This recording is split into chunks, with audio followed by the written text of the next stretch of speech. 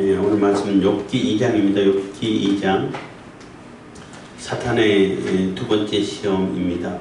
욥에 대한 사탄의 두 번째 시험입니다. 욥기를 통해서 우리가 알 수 있는 것은 인간이나 사탄이나 결국은 한계가 있다는 것을 보여주는 것이고, 하나님의 놀라운 섭리를 우리가 인간의 지식으로는 도저히 다 알 수가 없다는 거예요. 그리고 1장, 2장을 통해 가지고 우리가 엿볼 수 있는 것은, 하나님은 우리의 심령을 다 꿰뚫어 보고 또 우리의 그 중심을 볼 수 있는 분이신데 비해서 사탄은 그 정도까지는 안 되고, 과거에 여러 가지 자료를 가지고 또 여러 가지 많은 정보를 입수해 가지고 종합해서 판단하는, 그 요즘 말하면 AI 수준으로 이렇게 아는, 사람보다는 뛰어난 능력을 가지고 있지만은 그 사람의 중심을 꿰뚫어 보지는 못하는 것 같아요. 그리고 하나님의 사랑은 절대적인 사랑이고 무조건적인 사랑인데, 우리도 하나님을 사랑하는 데 있어 가지고도 하나님을 절대적으로 사랑하고 무조건적으로 사랑하는 거죠. 하나님이시니까 하나님께 예배하고 찬양하고 찬송하고 하나님께 영광 돌리기 위해서 창조된 존재들이란 말이에요. 그게 창조 목적이라고 말할 수 있는데, 그 창조 목적에 맞게끔 삶을 살게 되면은 가장 행복하고 가장 그 존재 가치가 빛나고 영광스러운 존재가 돼요. 그게 하나님이 바라시고 하나님께서 원하시는 그러한 사랑인데 비해서 사탄은 계속 조건적인 사랑만 강조를 하고 또 사람들에게 세뇌를 시키죠. 그래서 어떤 한 부분이라도 어떤 조건이라고 생각되는 부분이 남아있으면 그것 때문일 거야, 이것 때문일 거야, 이것 때문일 거야, 이렇게 하는 것이 사탄이라는 거죠. 그래서 우리가 사탄의 그 괴계라 그래야 되나요? 사탄이 그 계략에 빠지지 않는 방법 중에 하나가 그 본질을 꿰뚫어 볼 수 있어야 돼. 그 교회의 본질이 어떤 것인지, 하나님께서 우리 성경을 통해 가지고 말씀을 통해 갖고 우리에게 뭘 주시려고 하는 것인지, 하나님이 우리를 통해 가지고 결론적으로 하시고자 하는 일이 무엇인지, 그거를 우리가 깨달아 알 수 있다면은 사탄의 계략에 빠지지는 않아요. 그것만 본질을 알게 되면은 뻔하거든. 금방 드러나거든. 그래서 하나님께서는 우리를 통해, 성경 말씀을 통해서 주시는 말씀도 그렇고, 우리를 창조하신 창조 목적도 그렇고, 우리를 통해 가지고 영광 받으시기 위한 그런 목적으로 우리를 지으셨기 때문에 우리를 살리시려고 한다고. 어떻게 하든 간에 우리를 생명 주어서 살리려고 한다고. 그렇지만은 자유의지라는 걸 주셨단 말이에요. 우리에게 로봇으로 만들지 않았어요. 프로그램대로 그냥 아무 의미도 없이 그냥 생각도 없이 그냥 프로그램에 의해서 움직이는, 그거는 사랑이 아니야. 믿음도 아니고 그걸 원하시는 거 아니에요. 자유의지를 주셔가지고 내 스스로 내 자원하는 마음에서 내 중심 깊은 곳에서 하나님을 찬양하기를 바라고 또 그걸 요구를 하시는 거예요, 하나님은. 그래서 그러한 자들을 생명 주고 사랑을 베풀어 주시고 은혜를 베풀어 주셔가지고 풍성하게 하시고 해가지고 영원히 하나님하고 같이 살 수 있는 임마누엘을 이루는, 그것이 하나님의 뜻인 거예요.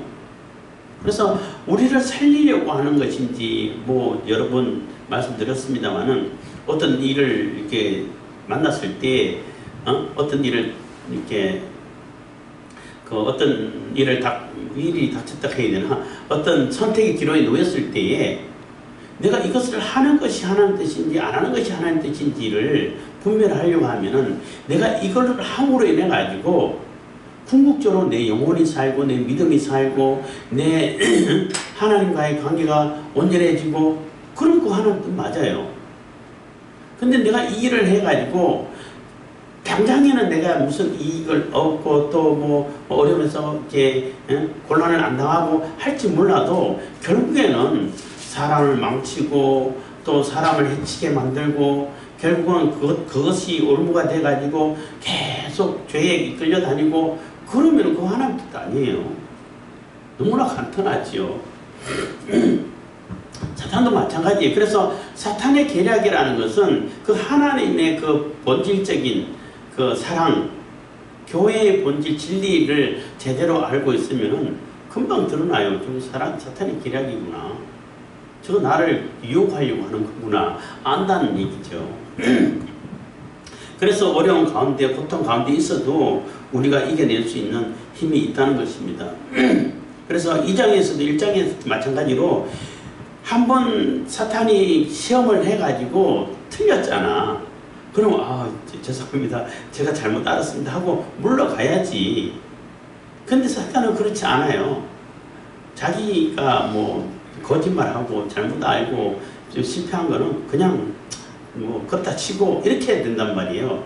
뭐 요즘 정치 상황 어떤 불의하고 비슷한데 그렇게 되는데, 그러면서도 자세히 살펴보니까 아직 몸은 건강하잖아. 그 몸을 쳐보세요. 병을 줘보세요. 다 욕할 겁니다. 이렇게 요만한 어떤 그 조건이 될 만한 거리만 있어도 그걸 가지고 또 모든 것을 이렇게 확대 해석을 하고 또 그것이 본질인 양 이렇게 치부하는 그러한 모습이 사탄의 모습인 거예요. 그렇죠. 우리는 믿음도 그렇고 신앙도 그렇고 그런 것이 아니고 우리 마음 깊은 곳에서 내 본질적으로 내 중심에서 하나님을 경배하고 찬양하고 사랑하고 예배하는 것이 하나님께서 기뻐하시는 일이라는 겁니다. 그래서 욥기하고는 상관이 있을지 모르겠습니다만은, 그래서 뭐 베리칩 신고 하고 할 때 그런 얘기 뭐 요한계시록 할 때도 잠깐 얘기했습니다만은, 그 베리칩 자체가 어떤 악의 영향이 있어가지고 막 그 사탄으로 확 휘어잡히고 뭐 사탄의 그 종으로 집어넣는 그런 영향력이 있는 거 아니에요? 그거는 어디까지나 도구예요, 도구. 도구인데 그 도구를 누가 쓰느냐가 중요한 거예요. 베리칩 심는 사람 있을 거 아니에요.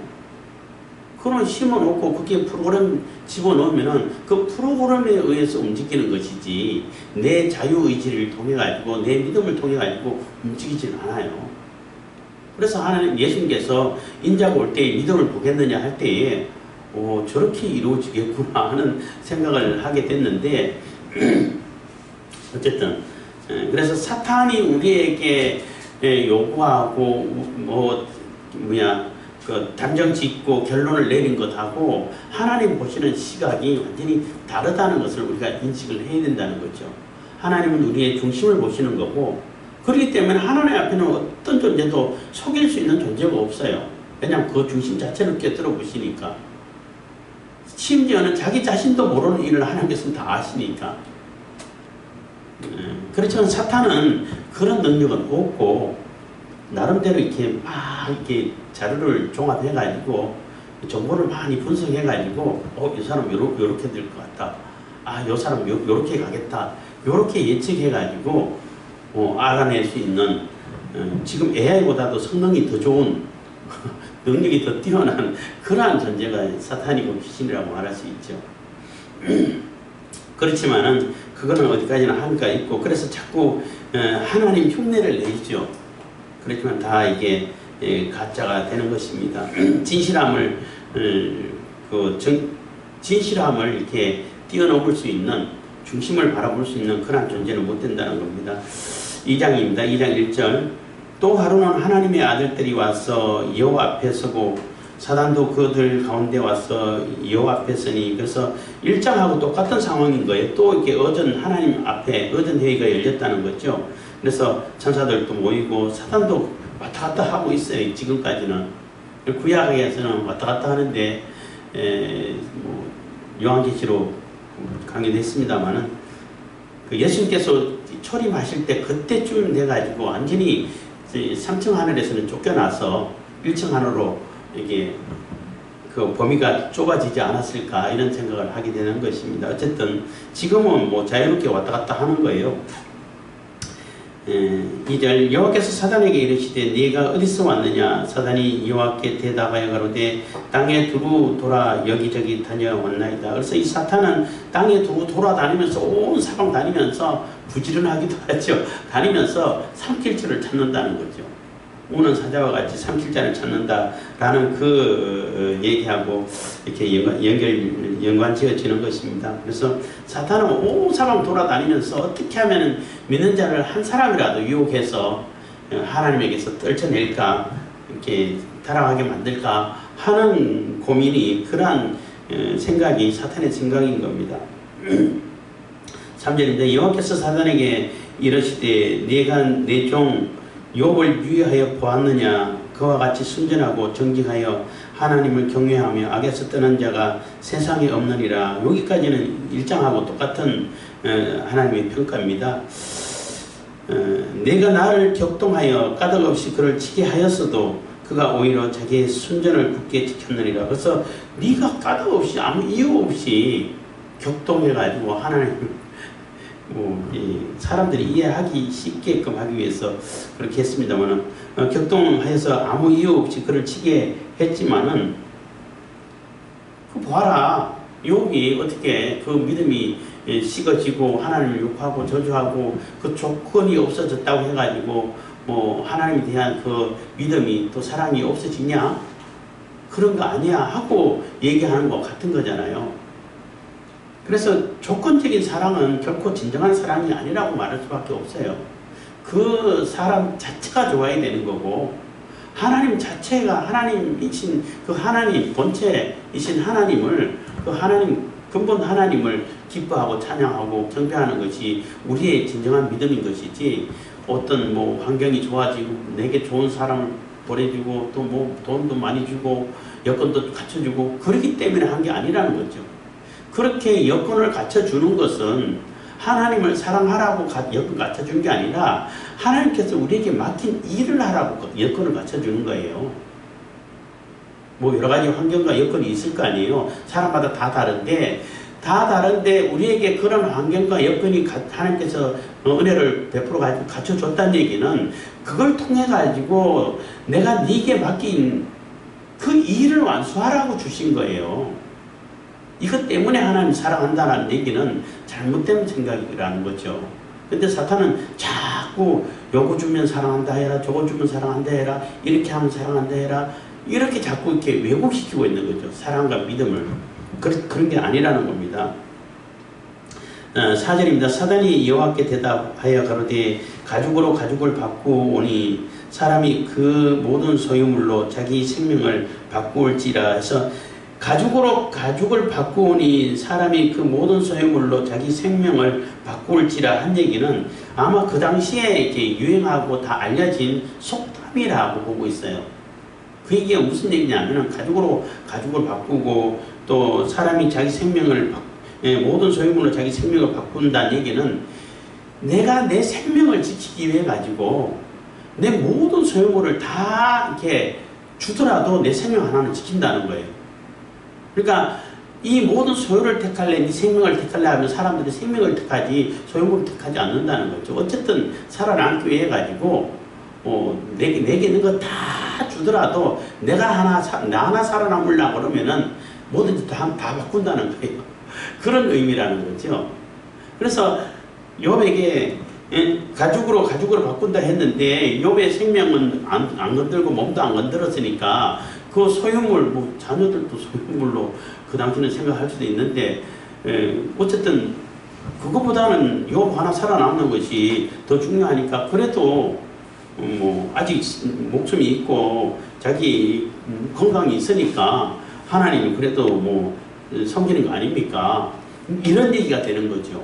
그래서 5절입니다. 이제 주의 손을 펴서 그의 뼈와 살을 치소서, 그리하시면 정녕 대면하여 주를 욕하리이다. 그래서 그 뼈와 살을 치라는 얘기, 그 뼈와 살을 고통스럽게 병으로 완전히 그냥 괴롭게 해보라는 얘기인 겁니다. 고문이죠. 그렇게 하면은 하나님 욕할 거라는 거지. 그래서 하나님은 야 그만하면 되지 뭘 거기까지 하냐 이랬으면 참 좋았을 텐데, 그게 아니고 그래 그럼 한번 해봐 이렇게 해주니까, 우리 욥의 입장이 또 마찬가지겠지만 사람 입장에서는 이해하기가 어려운 거죠. 하나님 너무 심한 거 아니에요? 너무 하는 거 아닙니까? 이렇게 원망이 나올 수도 있는 거죠. 어쨌든 사단은 마지막 남아있는 건강 하나 뺐으면은 결국은 하나님 욕할 겁니다 하고 하나님께 또 이렇게 고발을 하고 또 자기가 주장이 옳다라고 주장하는 거예요. 그러니까 하나님은 그래? 그러면 한번 해봐 하고 이렇게 허락을 해줘 버리는 거예요. 그래서 사탄이 하나님의 허락 아에서 모든 것이 움직인다는 것도 물론 이렇게 알 수 있습니다만은 하나님의 허락이 없으면 아무리 사탄이라도 아무것도 못해요. 하나님이 허용하고 허락하는 그 법이 안에서만 할 수 있는 거죠. 그럼 하나님은 왜 그러면 우리 사탄이 우리 성도들을 이렇게 시험하게끔 유혹하게끔 버려두냐 하면은 그걸 통해 가지고 그 믿음을 성장시키고 성숙시키고 하나님께 더 가까이 가고 하는 방편으로 쓰시는 거죠. 7절입니다. 6절 여호와께서 사단에게 이르시되 내가 그를 내 손에 붙이노라 오직 그의 생명은 해치지 말지니라 하고 생명은 건들지 말고 한번 다 해봐 하고 허락을 해준 겁니다. 7절 사단이 이에 여호와 앞에 물러가서 유혹을 쳤어 그 발바닥에서 정수리까지 악창이 나게 한지라 해서 그래서 아주 막 극심한 게 피부병을 이렇게 앓게 한 거죠. 그래서 이게 무슨 병이냐 알 수는 없어요. 근데 뭐 아토피도 있을 거고 종합적인 피부병이 아닐까 이렇게 생각돼요.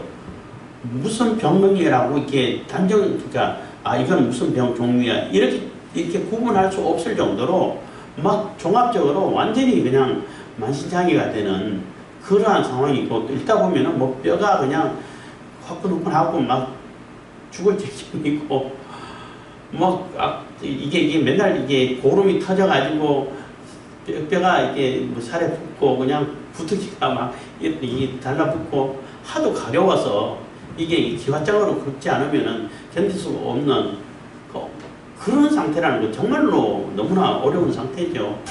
그리고 우리가 요즘 잘 알고 있는 아토피 피부병 같은 경우도 얘기 들어보면은 정말로 괴롭겠더라고요.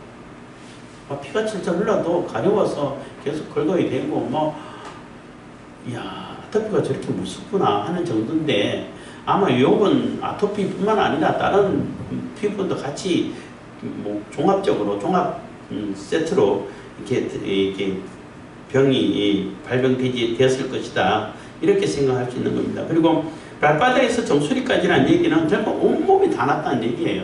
온몸에 그렇게 피부병이 나고 막 고름이 터지고 욕창이 나고 이렇게 하면은 이게 어떻게 서 있을 수도 없고 앉아 있을 수도 없고 누울 수도 없고 잠도 못 자고 그렇다는 거죠.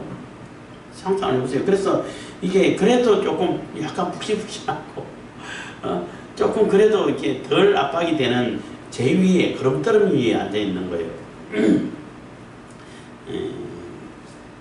8절 욥이 제 가운데 앉아서 기와 조각을 가져다가 몸을 긁고 있더니 그래서 제 가운데 앉았다는 얘기는 뭐 그 당시는 주로 이제 퇴비를 만들기 위해 가지고 우리가 좀 농사할 때도 옛날에 많이 그랬습니다만은 그 풀을 이렇게 베가지고 거기에다가 이제 인분을 뿌려놓고 뭐 동물 이렇게 배설물 뿌려놓고 그렇게 이렇게 뭐 푹 이렇게 거름을 만들죠. 그러면 열도 나오고 이렇게 하는데 그게 쟤도 갖다 이렇게 뿌려놓는다 그래요. 쟤도 쏟아 놓는다 그래요. 그래도 거기 이렇게 그런 무디기니까 그래도 조금 더 이렇게 덜 아프지 않을까 이런 생각을 하게 되는데 어쨌든 완전히 뭐 최악의 상태가 됐다는 겁니다. 그래서 욥이 제 가운데 앉아서 기와 조각을 가져다가 몸을 긁고 있다니 해서 기와 조각으로 그냥 손으로 긁어가지고는 시원하지가 않아. 기와 조각으로 긁어야 그래도 시원한지 모르겠는데 그럼 피가 줄줄 나고 몸이 터지고 뭐 엉망진창이 되겠죠. 그러니까 얼마나 극심한 이게 상황이 됐냐는 것입니다. 9절입니다. 그 아내가 그에게 이르되 당신이 그래도 자기 순전을 굳게 지키느뇨 하나님을 욕하고 죽으라 해서 그 아내가 드디어 나오죠. 그전에는 나오지 않았는데 그래서 이 구절을 가지고 이제 뭐 3대 악처 해가지고 소크라테스의 또 뭐 아합의 처, 이세벨 그리고 욥에서도 거기 들어간다고 그래요. 그렇게 얘기하는데 정확하게 맞는지는 모르겠지만은 악취라고 그러는데 욥의 아내 입장에서는 우리가 그럴만도 하다 생각할 수 있어야 돼요. 왜냐하면은 하루아침에 재산은 물론이고 열 자녀가 다 죽어버렸잖아요. 못 살겠다고. 그럼 그 열 자녀를 다 잃어버린 그 부모 엄마의 심정은 헤아릴 수 있을까? 일반 사람들이 너무나 이렇게 억장이 무너지고 힘든 그러한 상태인데 그래도 거기까지 참았는데 지금 남편이 완전히 그냥 온몸에 그냥 피부병이 발해가지고 견딜 수가 없어. 그리고 옆에서 바라보고 있는 아내의 입장에서는 너무나 힘들죠. 간호한 사람이 더 힘들다고 그러잖아요. 사실 환자보다. 어쨌든 그런데 그 욥의 아내의 말은 무슨 얘기냐 하면은 차라리 그렇게 살 바에는 죽는 게 낫지 않냐는 거예요. 차라리 이렇게 살 바에 그냥 하나님께 그냥 나 죽여주세요 하고 차라리 그냥 죽는 게 낫지 않냐. 이렇게 살아서 뭐하냐. 그냥 차라리 죽자. 같이 죽자 하는 얘기, 같이는 뭐 안 나왔습니다만 그런 의미의 얘기라고 우리가 이해할 수 있다는 거죠. 뭐 정확하게 어떤 의미인지는 뭐 다 파악할 수는 없겠지만은 그 상황을 볼 때에 욥이 악취라고 욥의 저가 악취라고 했는데 그렇게 악취였을까? 그 상황이 되면은 이런 심정이 안 나올까? 어느 정도는 충분히 우리가 이해할 수 있고 납득이 간다는 거죠. 그래서 이런 상황까지 왔는데 더 이상 살 필요가 있냐는 거예요. 살아서 뭐 하냐는 거예요. 살 의미가 있냐? 살아서 뭐 하냐? 그냥 죽자 하는 얘기가 아닐까. 이런 주석이 많이 그렇게 주석하는 사람들을 많이 보게 되는 것입니다.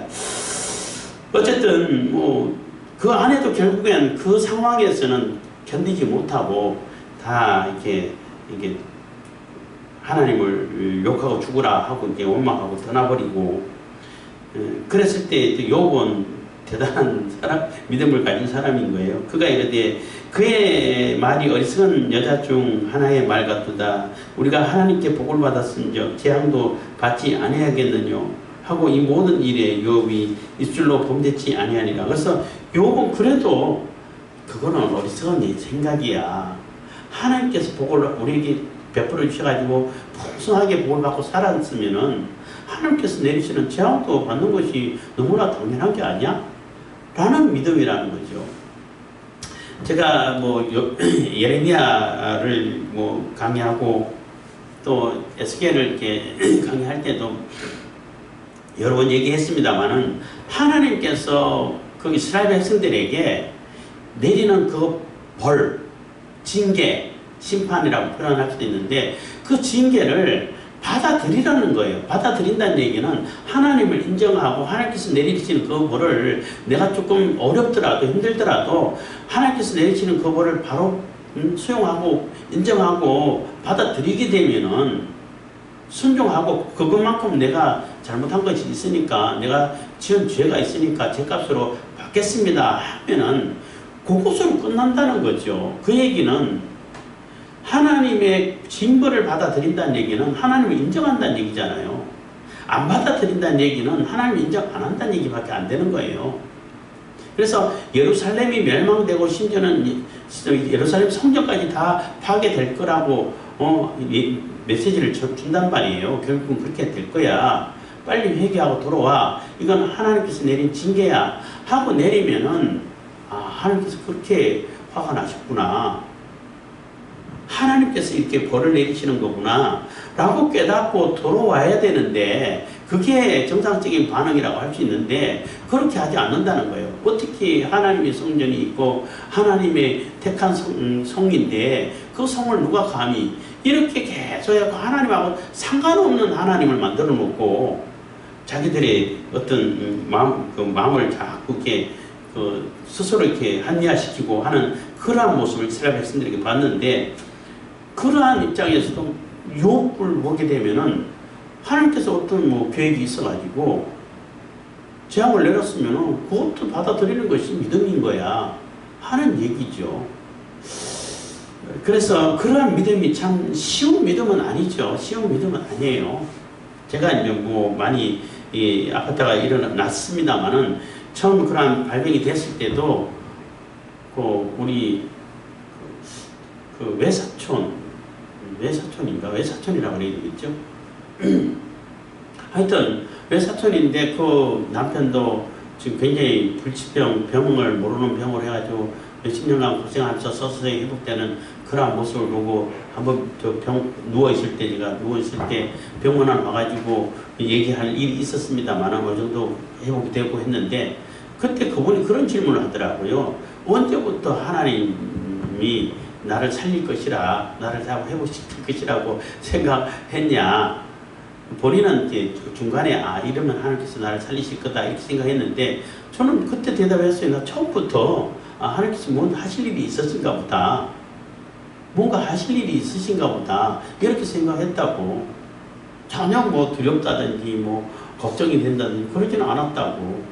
분명히 뭔가를 하실 일이 있으시기 때문에 이러한 상황을 겪게 하시는 것 같은데, 하나님께서 뭐 하시겠죠. 뭐 이렇게 생각했다고 하니까 그러냐고 하고 얘기한 적이 있는데, 이게 어떤 어려운 상황 이게 맞닥뜨렸을 때에 하나님께서 섭리하시는 것이라는 것을 믿고 뭔가 하나님께서 하시고자 하는 일이 있으시겠구나, 뭔가 하나님께서 의도하시는 바가 있으시겠구나 하고 그런 믿음을 가지게 되면은 그 상황을 뭐 힘들긴 하겠지만은 그래도 극복해내고 이겨낼 수 있는 힘과 믿음이 생겨요.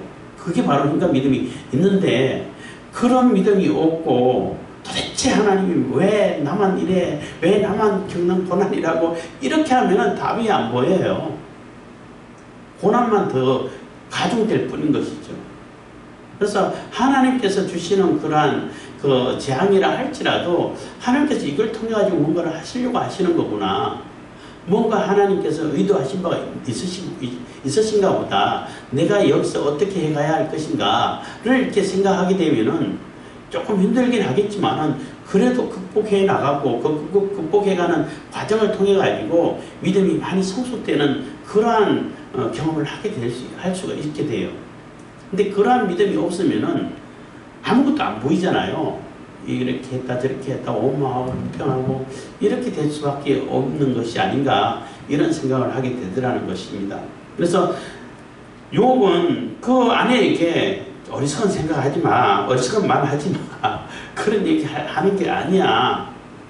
재앙도 받을 줄 알아야지, 복을 받았으면 재앙도 받을 줄 알아야지 하고 이제 범죄치 않았다는 것입니다. 그렇지만은 그 상황은 너무나 이렇게 상상하기도 어려울 정도로 악한 상황이었다는 거죠.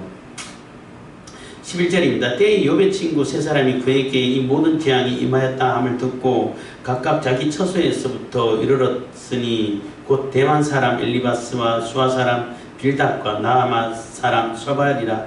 그들이 욥을 조문하고 위로하려 하여 상략하고 오더니 서로 약속하고 왔다는 얘기죠.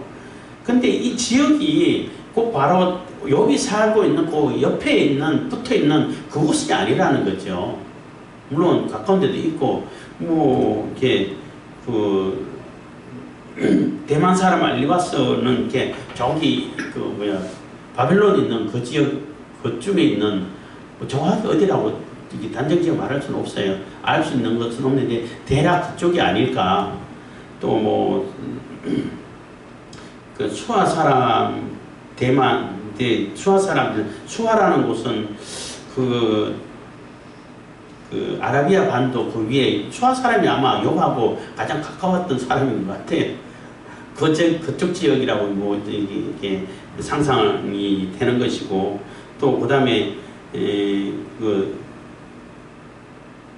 어디죠? 나아마 사람 소발은 이게 저기 블레셋 있는 유다 광야 그쪽의 지역이 아닐까 뭐 이렇게 추측한다고 그러는데 정확하게는 알 수는 없는 것이고, 어쨌든 족장 시대 때, 그러니까 아브라함이 있던 그 시대 때 욥이 뭐 활동한 그 시대는 요단강 오른쪽이 굉장히 비옥한 땅이었던 것 같아요. 그러니까 소돔과 고모라가 있을 때 굉장히 비옥하고 그것이 예, 아주 풍성한, 곡초가 풍성한 아니면 비옥한 이 땅이라고 볼 수 있는데, 왜 그러냐 하면은 소돔과 고모라가 그렇게 보였다 그러잖아요. 그리고 주로 그쪽 요동강 왼쪽이 아니라 요동강 오른쪽으로 주로 이제 많이 이렇게 교통로가 있고 이런 모습을 성경을 통해서 봐요. 근데 이제 아브라함 시대를 지나고 이삭 이후 시대 지나면서 아마 기후 변화가 있어가지고 점점점 사막화가 돼버리고 이게 이제 주 이렇게 교통로가 요단강 서쪽 이스라엘이 있는 그쪽으로 이렇게 바뀌지 않았을까 이런 생각을 이렇게 또 나름대로 해보는 것입니다. 어쨌든 멀리 떨어져 있는 그러한 좀 그렇게 비교적 멀고 좀 덜 멀고 한 이 정도인데 이렇게 띄엄띄엄 떨어져 있는 그러한 그 지역이라는 거죠. 그러니까 그때도 다 부족 국고고 이제 족장 시대다 보니까 그 족장이 이제 부족장이 되는 거죠. 다 나름대로 부족장 역할을 하던 사람인 것 같아요. 욥도 마찬가지고. 그래서 아마 욥이 첫 번째 그 재앙이 만나졌을 때 다 다 뺏겨버리고 다 집이 무너져가지고 아들 다 죽었고 홀로 남았다. 이때 아마 소식이 전해져가지고 그때 이렇게 같이 가야겠다 하고 약속되지 않았을까. 가까이 있는 수아사람 같은 경우는 그 위에 또 욥이 병들었다 하더라. 이 소식까지는 또 들었을 수도 있고. 그래서 그 사람들이 소식을 듣고 오는 동안 시간들이 있기 때문에 욥이 병이 들어가지고 친구들이 방문하기까지는 금방이 아니라는 거죠. 최소한 한 달 이상은 몇 달은 됐다는 거죠. 그리고 그 1차 시험이 있을 때 재산이 다 날아가고 또 자녀들이 다 죽고 할 때 그러고 나서 그 다음 날일 수도 있고 얼마 시간 되지 않아가지고 2차 시험이 있었다고 볼 수 있는데 어쨌든 시간이 이게 심한 병을 앓으면서 조금 이렇게 몇 달 가는 좀 긴 시간이 가는 그런 상황이었다는 거겠죠. 그렇게 우리가 상상해 볼 수 있는데 와 되게 힘들었겠다 이렇게 생각해 볼 수 있는 겁니다. 12절 눈을 들어 멀리 보매 그 욥인 줄 알기 어렵게 되었으므로 그들이 일제히 소리질러 울며 각각 자기의 겉옷을 찢고 하늘을 향하여 티끌을 날려 자기 머리에 뿌리고 그래서 왔는데 욥인지 알아볼 수도 없게 됐다는 거예요. 아토피 피부병을 앓았던 그런 사람들 얘기 들어보면은 아기 때 너무나 아토피가 심해서 너무나 고생했는데 또 하나님 은혜를 깨끗이 치료함 받고 또 가게 되면은 얘가 그 얘기가 맞냐고 너무나 못 알아본다고 이렇게 얘기를 종종 듣는데 그것처럼 알아볼 수 없을 정도로 아주 참혹한 상황이 됐다는 것입니다. 그래서 이 친구들은 정말로 서로 의리를 나누고 서로 이렇게 진정한 친구의 모습을 보여주고 있죠. 그래서 각각 소리 질러서 울고 또 이렇게 하늘을 향해서 티끌을 날린다는 얘기는 슬픔을 최대한 표현하는 거예요. 옷을 찢고 하는 것은 슬픔을 어떻게 표현할지 몰라서 최고의 슬픔을 그렇게 표현한다는 것입니다. 7일 7야를 그와 함께 땅에 앉았으나 그래서 7일 7야 이 7자도 이게 일주일이라고 볼 수 있는데 이게 상징수인 거죠. 더 이상 할 수 있는 말이 없다는 거예요. 뭐라고 위로할 수 있는 말이 없다는 거죠. 그래서 일주일 동안 7일 7야 그러니까 이 7일 동안 있어봐야 아무 소리도 못하고 그냥 울기만 했다는 거죠. 그래서 여기까지만 해도 굉장히 좀 욥은 위로가 되죠. 그래도 친구가 찾아와가지고 이렇게 다 잃어버리고 완전히 기가 막힌 상황이 와가지고 같이 울어주고 같이 아파해주고 하는 것은 참 위로가 됐을 것 같아요. 그리고 끝났으면은 위로가 됐을 텐데 이제 3장부터 너무나 힘들고 너무나 괴롭고 너무나 이유를 알 수 없는 그런 고통을 당하다 보니까 욥이 서서히 이게 자기의 차라리 이렇게 살 바에는 안 태어났으면 차라리 날 뻔했다 하고 자기의 생리를 저주하고 이렇게 불평하고 하는 것이 낫다 보니까 거기에 대해서 이제 논쟁이 일어나서 문제가 된 거죠. 너무 기계적인 그러한 인과응보 사상을 가지고 무조건 그냥 갖다 하나님이 승리하고 상관없이 거기 대입을 하다 보니까 오히려 욥에게는 염장지르는 일밖에 안 되는 그러한 결과를 낳지만은 일단 찾아와 가지고 아무 얘기도 않고 그냥 같이 울어주기만 해도 그것까지는 굉장히 위로가 돼요. 뭐 답은 없지만은 해결할 방법은 생각 안 났지만은 와가지고 같이 울어주고 또 아니면 좋은 일은 같이 기뻐해주고 이게 굉장히 좀 좋은 거죠. 그게 사람 사는 세상에 사람 사는 세상이라고 말할 수 있는 그런 세상인데 우리도 누구에게 위로하러 갈 때에 그 정답을 얘기하려고 하는 그런 마음보다는 그냥 공감해주고 같이 울어주고 이렇게 같이 이렇게 있어주고 옆에 있어주고 하는 것이 참 중요한 것 같아요. 특히 남자들은 뭔가 자꾸 답을 얘기하려고 그래. 자꾸 정답을 얘기하려고 그래. 그러지 말고 그냥 아무 말 없이 위로해 주는 것이 참 진정한 위로가 되는 것 같습니다. 그래서 어쨌든 이 장에서는 욥의 입장에서는 도무지가 알 수 없는 이해할 수 없는 그러한 재앙이 닥쳤는데 그러한 재앙도 하나님께서 주시는 재앙이니까 내가 받아들여야겠다 하는 그러한 믿음을 볼 때에 정말 큰 믿음이고 우리가 본받을 수 있는 믿음이고 그렇지만 그 이후에 그보다 더 큰 믿음으로 성숙되게 되는 과정이 이게 지금부터 시작되었다는 것입니다. 그리고 우리가 사탄의 계략을 잘 이렇게 꿰뚫어 볼 수 있어서 사탄의 유혹에 넘어가지 않고 우리가 이해할 수 없는 그러한 일이 벌어졌다 할지라도 하나님이 어떤 계획, 섭리가 있으시겠구나, 하나님이 어떤 계획이 있으시겠구나 하고 받아들일 수 있는 그러한 믿음을 다 가질 수 있기를 바라겠습니다.